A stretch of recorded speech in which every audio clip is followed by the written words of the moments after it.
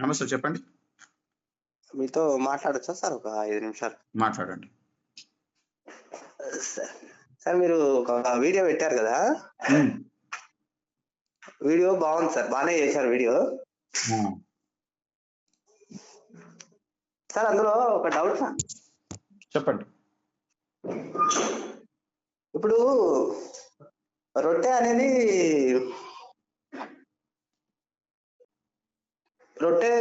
రొట్టెతో పాటు ద్రాక్ష రసం కూడా ఇవ్వాలి కదా సార్?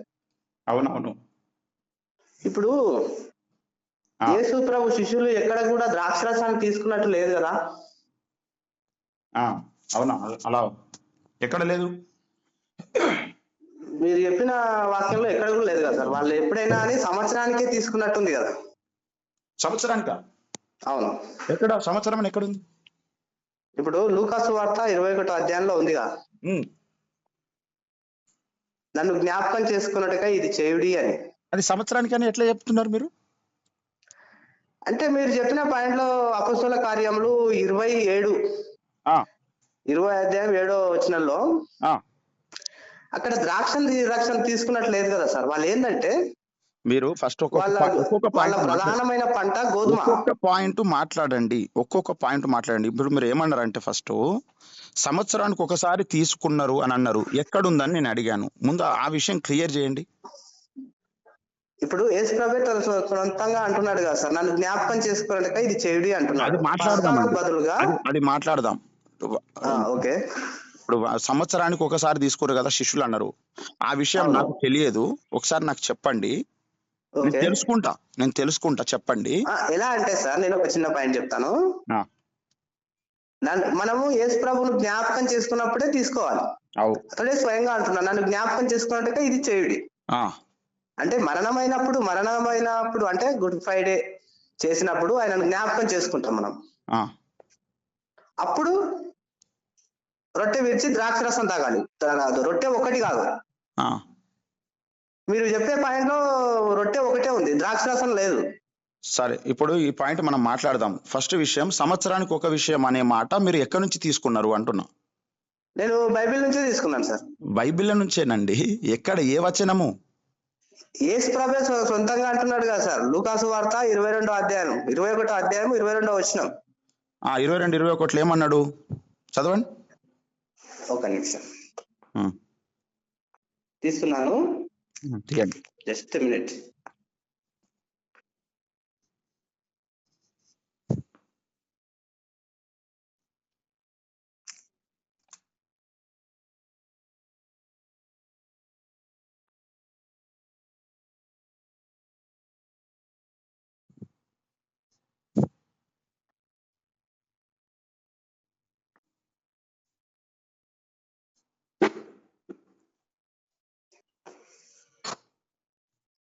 ఆ ప్రకారమే భోజనం అయిన తర్వాత ఆయన గిన్నెయు పట్టుకొని, ఆ గిన్నె కొరకు మీ కొరకు చిందించబడుతున్న నా రక్తం,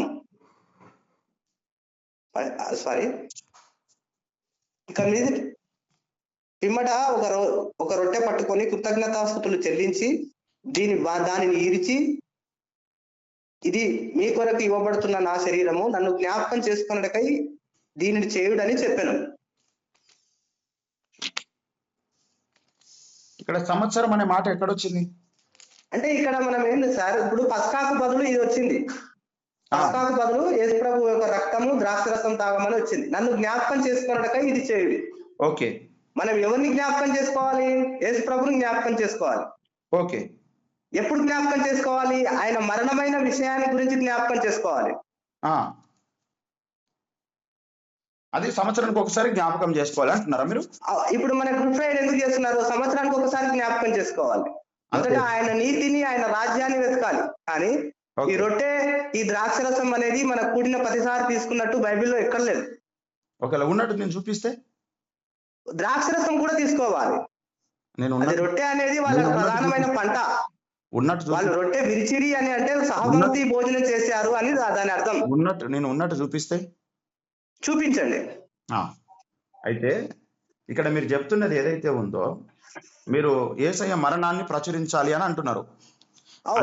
అది సత్యమే, సగం సత్యం. అది సంపూర్ణ సత్యం ఏమిటంటే, యేసు యొక్క పుట్టుకను, మరణమును, పునరుత్థానమును మూడింటిని చెప్పడము సంపూర్ణమైన సత్యం అవుతుంది. ఇది మీరు ఒప్పుకుంటారు కదా? అయితే మీరు సగం సత్యం చెప్పారు. నేను సంపూర్ణ చెప్పలే. నేను నన్ను జ్ఞాపకం చేసుకోవటంటే ఇది చేయుడి అని ఆయన చెప్పాడు, నా సొంత మాటలు కాదు. అదే మీరు మాటలతో నేను మాట్లాడలేదు సార్. వినండి, మీరు మరణం వరకు మాట్లాడారు. అవును, నేను పునరుత్థానం గురించి మాట్లాడుతున్నా. రైట్. అది మరణం వరకు అనేది కరెక్ట్, అది సగం కరెక్ట్ అని చెప్తున్నా. మీరు లేఖనంలోనే చెప్పారు. సంపూర్ణ సత్యమును నేను లేఖనము ద్వారా చెప్తున్నా. 1 కొరింథీ 15వ అధ్యాయము 3వ వచనం నుంచి చదివినట్లయితే, నాకియ్యబడిన ఉపదేశమును మొదట మీకు అప్పగించి తిని, అదేమనగా లేఖనముల ప్రకారము క్రీస్తు మన పాపముల నిమిత్తం మృతి పొందెను, సమాధి చేయబడెను, లేఖనముల ప్రకారం 3వ దినమున లేపబడెను. ఇది సంపూర్ణ సువార్త అవుతుంది. మనం ఇక్కడ టాపిక్ ఇది కాదు కదా సార్ మనం మాట్లాడేది. చెప్తున్నా వినండి. మీరు మరణాన్ని ప్రచురించడానికి అన్నారు కదా? అవును, మరణాన్ని ప్రచురించడం కాదు, పునరుత్థానాన్ని ప్రచురించాలి అని కూడా చెప్తున్నా నేను. రైట్. పుట్టుక, మరణం, పునరుత్థానం మూడింటిని గురించి ప్రకటించినప్పుడే సువార్త అవుతుంది. ఓన్లీ మరణాన్ని గురించే ప్రకటిస్తే అది సగమే సువార్త అవుతుంది. అవును, పునరుత్థానం అనే పాయింట్ దాకా మాట్లాడాలి. రైట్. ఇది ఒకటి. రెండో విషయం వచ్చేసి, మీరు సంవత్సరానికి ఒకసారి చెయ్యాలి కదా, ఇది పస్కా బలిని గూర్చి మాట్లాడబడింది, బైబిల్లో ఎక్కడ లేదు అన్నారు మీరు. అవును. అపోస్తలుల కార్యం 20వ అధ్యాయం 7వ వచనాన్ని తీసుకొని మీరు ఏమంటున్నారంటే, వాళ్ళు గోధుమల పంట ప్రధానమైనది కాబట్టి వాళ్ళు ఆ గోధుమల రొట్టె చేసుకున్నందుకు విరిచారంటున్నారు తప్ప అది ప్రభు బలను గూర్చి కాదు అంటున్నారు మీరు. అవునవును, సహపంక్తి భోజనం అని అనొచ్చు మనం మన భాషలో. సహపంక్తి భోజనం గురించి చెప్తున్నారు అంటే, సహపంక్తి భోజనం మేము ఆదివారమే చేశాము అని చెప్పాల్సిన అవసరం ఉందా? అంటే మీకు కింది పాయింట్ లో మళ్ళీ పౌలు రొట్టె విరిచారని ఉంది. ఎప్పుడు విరిచాడు చూసారా? ఎప్పుడు విరిచాడు? మళ్ళీ కింది పాయింట్ లోకి వచ్చేసరికి మళ్ళీ తర్వాత మళ్ళీ విరిచాడని ఉంది. ఎప్పుడు మాట్లాడిన తర్వాత ఒక వ్యక్తి చనిపోయిన తర్వాత మళ్ళీ అతను బతికించి మళ్ళీ రొట్టె విరిచారని ఉంది. ఒక్కడే పోయి విరిచారని ఉంది. దాన్ని ఏమని సమర్థిస్తారు మీరు? అంటే ఇప్పుడు 2 సార్లు విరిచాడా? 2 సార్లు విరిచాడు. చదవండి, లేఖనం చదవండి.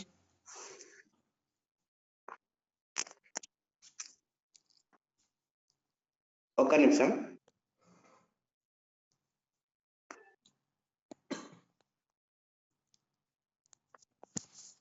ఆదివారమున మేము రొట్టె విరుచుటకు కూడినప్పుడు పౌలు మరునాడు వెళ్ళనై ఉండి వారితో ప్రసంగించుతూ అర్ధరాత్రి వరకు విస్తరించి మాట్లాడుచుండెను. మేము కూడికున్న మేడ గదిలో అనేక దీపములుండెను. అప్పుడు హైతుకు అనుగడుకు యవనస్తుడు కిటికీలో కూర్చుండి గడ నిద్రపోయి పౌలు కాసేపు ప్రసంగిస్తుండగా నిద్రభారం వలన జోగి 3వ అంతస్తు నుండి కింద పడి చనిపోయిన వాడై, అంతటా పౌలు కిందికి వెళ్లి అతని మీద కౌగిలించుకొని మీరు తొందర పడకూడి అతని ప్రాణము తుని ఉన్నదని వారితో చెప్పాను. అతడు మరలా పైకెక్కి వచ్చి రొట్టె విరిచి పుచ్చుకొని తెల్లవారి వరకు విస్తారంగా సంపాదించి బయలుదేరాడు. ఓకే, ఇప్పుడు ఇక్కడ ఎన్నిసార్లు విరిచాడు ఆయన రొట్టె? 2 సార్లు విరిచాడు. ఎక్కడ? మొదటిసారి ఎక్కడ ఉంది చెప్పండి. మొదటిసారి ఇక్కడ మీరు అన్నారు కదా 7వ పాయింట్ లో. ఇప్పుడు 7వ పాయింట్ లో ఒకసారి విరిచాడు, తర్వాత 11వ వచనంలో రెండోసారి విరిచాడు అంటున్నారు. 2వ సారి విరిచాడు అంటే ఇక్కడ ఈయన గోధుమ రొట్టె తిని బయలుదేరాడు. కాదు, అది కాదు. అయితే ఇక్కడ మీరు చిన్న అపార్థం అర్థం చేసుకోండి సార్. వినండి, మీరు చెప్పడం అయిపోయింది కదా. ఇప్పుడు మనము ఒక ఊరికి ప్రయాణం చేసినప్పుడు మీరు చెప్పడం అయిపోయింది కదా. ఓకే, నేను చెప్పేది వినండి. పైన చెప్తున్న వచనం ఏమిటంటే, ఆదివారం మేము రొట్టె విరుచుటకు కూడుకున్నామనే పాయింట్ చెప్తున్నాడు. కూడిక జరుగుతుంది. ఆ కూడిక టైటిల్ ఏంటిదంటే రొట్టె విరుచుటకు కూడుకున్నామనే చెప్తుంది. కూడుకోవడం గురించి చెప్పాడు అక్కడ 7లో. ఆ కూడుకున్న ఉద్దేశం నెరవేరింది 11వ వచనంలో. రొట్టె విరవడము అనేది 11లో జరిగింది, కానీ 7లో కూడికను గూర్చి చెబుతున్నాడు. రొట్టె విరచడం గురించి చెప్తలేడు. రొట్టె విరిచినట్టుగా గురించి కాదు, అదే టైటిల్ చెప్తున్నాడు. ఆదివారం మీరు చెప్పింది పాయింట్ కరెక్టే. మరి ద్రాక్షరసం వినండి, అది కూడా చెప్తా వినండి. ఇక్కడ 2 సార్లు విరిచినప్పుడు ద్రాక్షరసం తాగాలి. మీరు వినరా? ఓకే చెప్పండి. రొట్టె ఒకటేసారి విరిచాడు, ఇక్కడ 2 సార్లు విరవలేదు. ఆ పైన విరిచింది కాదు, అది టైటిల్. ఆదివారం మేము రొట్టె విరుచుటకు కూడినాము అని చెప్తున్నాడు. ఆ కూడినటువంటి విషయం ఇక్కడ 11లో జరిగింది. ఇక రెండవ విషయం, ద్రాక్షారసం ఇక్కడ లేదు కదా అని మీరు మాట్లాడుతున్నారు. యెషయా గ్రంథం 28వ అధ్యాయం 13వ వచనంలో దేవుని యొక్క వాక్యము కొంత ఇచట కొంత అచట వస్తుంది. అలా చదివినప్పుడే వాక్య సారాంశం అనేది మనకు తెలుస్తుంది. రైట్, కరెక్ట్, ఇది విషయం ఒప్పుకుంటున్నా. అయితే ఇక్కడ సగము ఉంది విషయము, ఇంకా సగము అక్కడక్కడ ఉంది. అదంతా కలిపి చదువుకుంటేనే వాక్య సారాంశ సత్యం తెలుస్తుంది. ఓకే, అయితే కాబట్టి దీన్నే పట్టుకొని ఒక ఫైనల్ కన్క్లూజన్ కు కాదు రావాల్సింది. ఇక్కడ చెప్పాడు ఏంటిదంటే, ఆదివారం అనే దినములో రొట్టె విరుచుటకు కూడుకున్నాము. ఈ రొట్టె ప్రభువు శరీర రక్తములను గురించి మాట్లాడుతున్నదే తప్ప ఇంకోటి కాదు. దానికి ఇంకో సగం అలా ఎలా అవుతుందో చెప్పండి. చెప్తున్నా, అదే చెప్తున్నా నేను. అపోస్తల కార్యం 2:42లో వీరు అపోస్తలుల బోధ యందు సహవాసం యందు రొట్టె విరుచుట యందు ప్రార్థన చేయుట యందు అన్నాడు. ఇక్కడ కూడా రొట్టెనే అన్నాడు కదా. తర్వాత 1 కొరింథీయులకు రాసినటువంటి పత్రిక 11వ అధ్యాయంలో 23 నుంచి, నేను మీకు అప్పగించిన దానిని ప్రభువు వలన పొంది తిని, ప్రభు అయిన యేసు తాను అప్పగింపండ రాత్రి ఒక రొట్టెనెత్తుకొని కృతజ్ఞతాస్తుతులు చెల్లించి దానిని విరిచి, ఇది మీ కొరకైన నా శరీరము, నన్ను జ్ఞాపకం చేసుకొనుటకై దీనిని చేయుడి అని చెప్పి, ఇది ప్రభువు వలన పొందినటువంటి కార్యమును గూర్చి చెబుతున్నాడు. అవును, అది సంవత్సరానికి ఒకసారి చేయమని చెప్తున్నాడు. సంవత్సరం అనే మాట గురించి మనం మాట్లాడదాం. అది మిమ్మల్ని చెప్పలేదు. సంవత్సరం గురించి అనే మాట మీరు పస్కా బలి అనే పాయింట్ లో చెప్తున్నారు. నేను చెప్పేది అయిపోయినాక మీరు చెప్పండి. ఒక చిన్న విషయం చెప్పనా సార్? చెప్పండి. ఇప్పుడు అక్కడ ఉన్న మేడగదిలో స్థలం సరిపోక ఎవరింటి వద్ద వాళ్ళు ప్రార్థన చేసుకున్నప్పుడు ఎవరింటికి పోయినప్పుడు వాళ్ళ దగ్గర వీళ్ళు రొట్టె విరిచారనేది లేఖనం. అట్లా కాదు, లేఖనం సరిపోలేదు సార్. నా చెప్పింది నేను చెప్పడం అయిపోయినాక ఇక్కడ ప్రభు వలన పొందిన కార్యక్రమం ఏమిటి అంటే, ఆయన శరీరమును రక్తమును తిని త్రాగుట అనే కార్యక్రమాన్ని అపోస్తలుడైన పౌలు భక్తుడు పొందుకొని దాన్ని అప్పగిస్తున్నాడు. రొట్టెను విరిచాడు. ఇక్కడ ద్రాక్ష రసం కూడా ఉన్నది. ద్రాక్ష రసం ఎక్కడున్నో చూపించండి నాకు.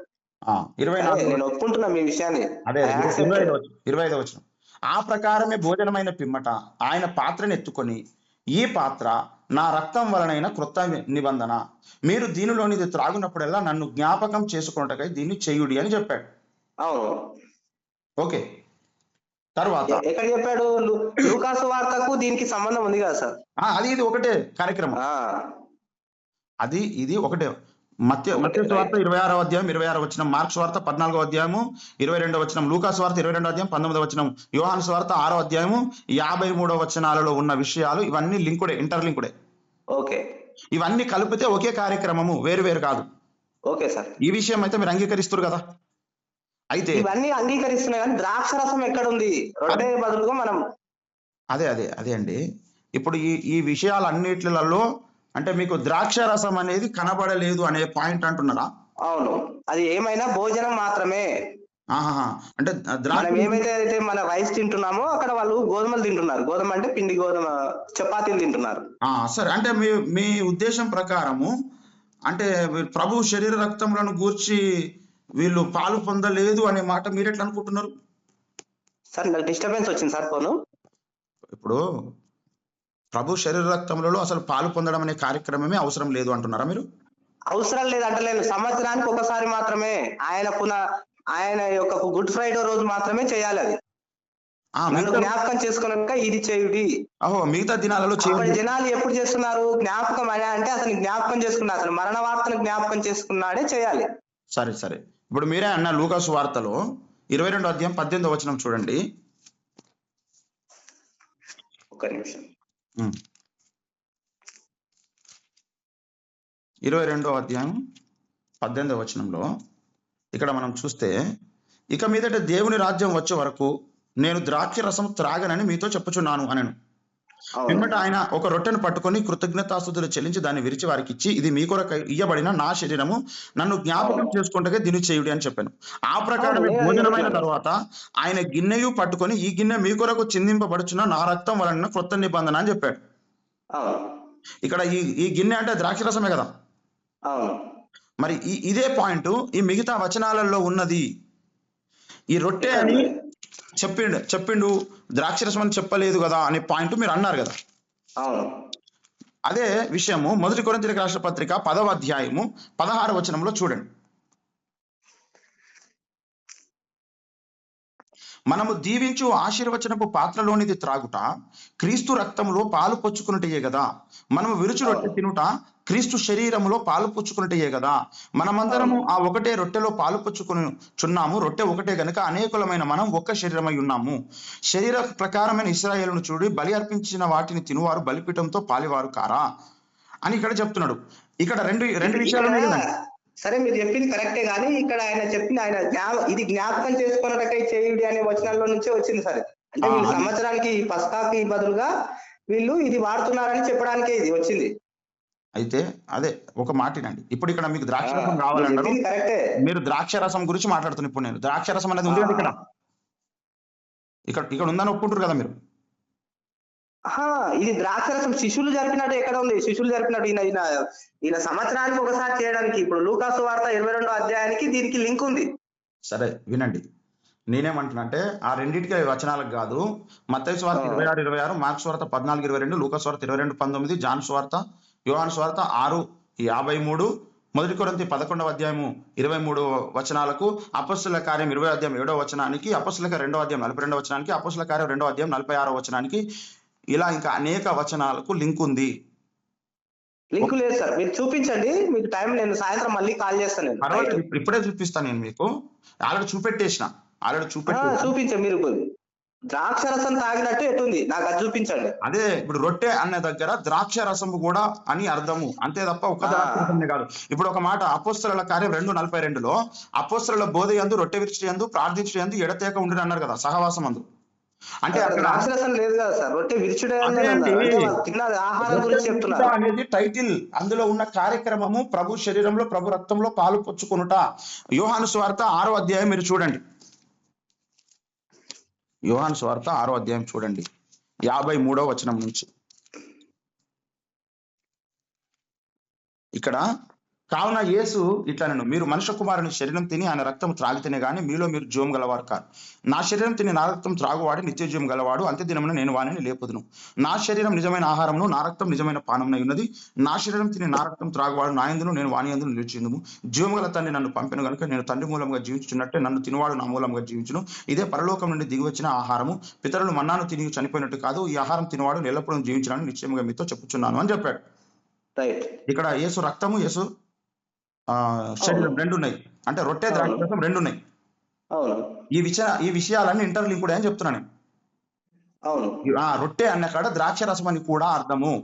ఈ ఒకటే పాత్రలో చెయ్యమని చెప్పాడు, కానీ రోజు చేయండి, కూడిన ప్రతిసారి చేసుకోండి అని చెప్పాడా? అది కూడా చెప్తున్నా. అది కూడా రోజు చెయ్యండి అని కాదు చెప్పింది ఆయన, కూడిన ప్రతిసారి చేసుకోండి అని.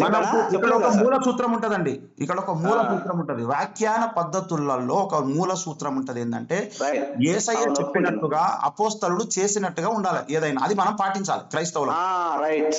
యేసయ్య చెప్పి ఆదిమ యేసు ప్రభు శిష్యులు చేసినట్టు మనకు కనిపించాలి. అది అయితే అపోస్తలుడైనటువంటి పౌలు భక్తుడు ఇక్కడ చెబుతున్నాడు. ఇక్కడ అపోస్తలుల కార్యం 2:46లో ఏమంటున్నాడంటే, మరియు వారు ఏక మనస్కులై ప్రతిదినము దేవాలయంలో తప్పక కూడుకొనొచ్చు, ఇంటింట రొట్టె విరుచుచు దేవుని స్తుతించుచు ప్రజలందరి వలన దయ పొందిన వారైరి అని చెప్పాడు. ఈ పాయింట్ అనేది అక్కడ మేడ గదిలో 42వ వచనంలో ప్రతిదినము దేవాలయంలోను ఇంటింటను మానక బోధించుచు యేసే క్రీస్తుని ప్రకటించుచుండిరి అని చెప్పాడు. వీళ్ళు చేసినది ఏంటంటే ప్రతిదినము దేవాలయంలో కూడుకున్నారు, తప్పకుండా ఇంటింట రొట్టె విరుస్తూ వచ్చారు. ఇంటింట ఎందుకు కూడుకున్నారు చెప్పండి? రొట్టె విరుచుట కూడుకున్నారు. ఇంటింట రొట్టె విరుస్తున్నారు. వాళ్ళకు ఆహారము, వాళ్ళ ఇంటికి ప్రార్థనకి వెళ్తున్నారు. అక్కడ మేడగదిలో స్థలం సరిపోక మీరు మేడగదికి రావాల్సిన అవసరం లేదు, మేమే ఇంటికి వస్తామని చెప్పి వీళ్ళు చెప్పారు. అంటే అక్కడ భోజనం వడ్డించడం, ఇంకా వాళ్ళ ఇంటి దగ్గరనే భోజనం చేస్తున్నారు. ఇప్పుడు ఇంటి దగ్గర భోజనం చేస్తే ఏమొస్తుంది? ఆ భోజనంతో భోజనం ఏం చేస్తారు సార్? ఆహారం, జీవాహారం తినడానికి. మనకు ఆకలి, మన కడుపుకు ఏం తింటాం? అంటే కడుపుకు తినే ఆహారం గురించి అంత రిస్క్ చేస్తురా వాళ్ళు?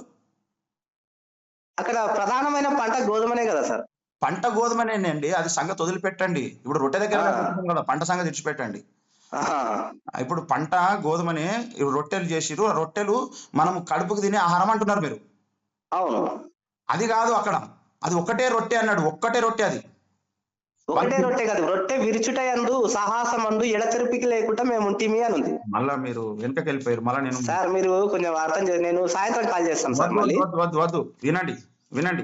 చేస్తాను, మీరు బాగా ఆలోచించుకొని వద్దు చెప్పండి. వద్దు, నేను చెప్తున్నాడా బాబు, నువ్వు ఒక్క రొట్టె అని మీరు లేదంట, ఒక్క రొట్టె పాయింట్ అని చెప్పేది కరెక్ట్ ఉండాలి సార్, ఒక్క క్లారిటీ రొట్టె అని ఉండాలి. నేను చూపెట్టాను, చూపెట్టినాక లేదు అంటున్నారు మీరు.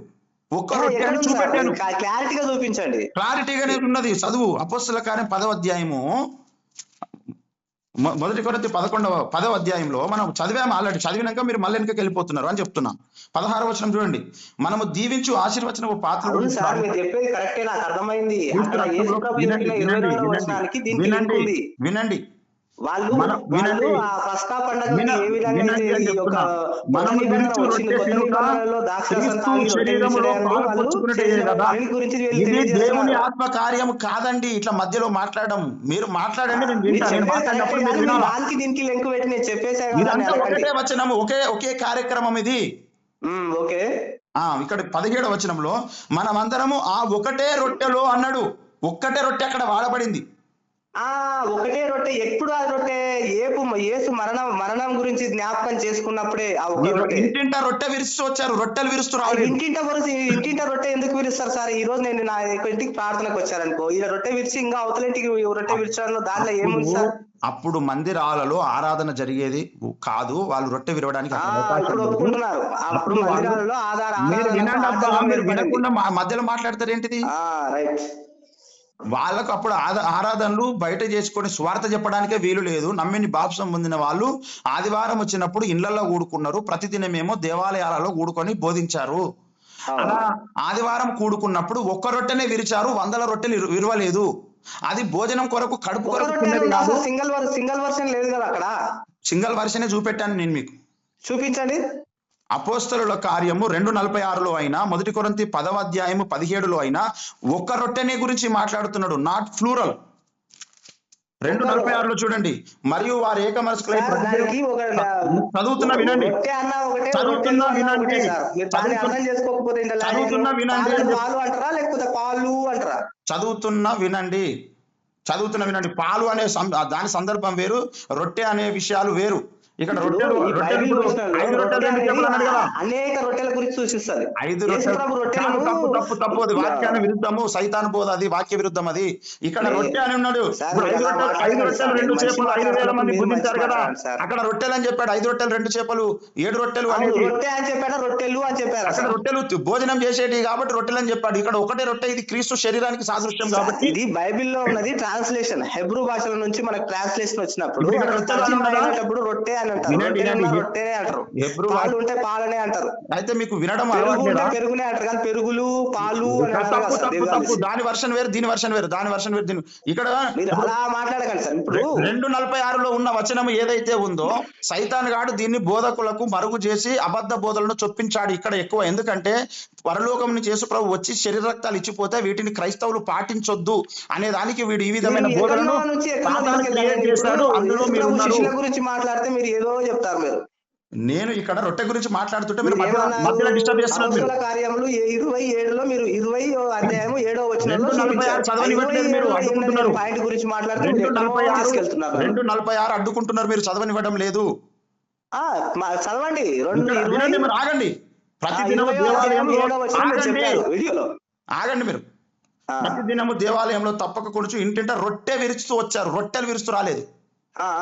ఇది ప్రభువు శరీరమునకు గూర్చినటువంటి సంగతే తప్ప కడుపుకు తినే రొట్టెల గురించి కాదు. దాని గురించి చెప్పాల్సిన అవసరం లేదు.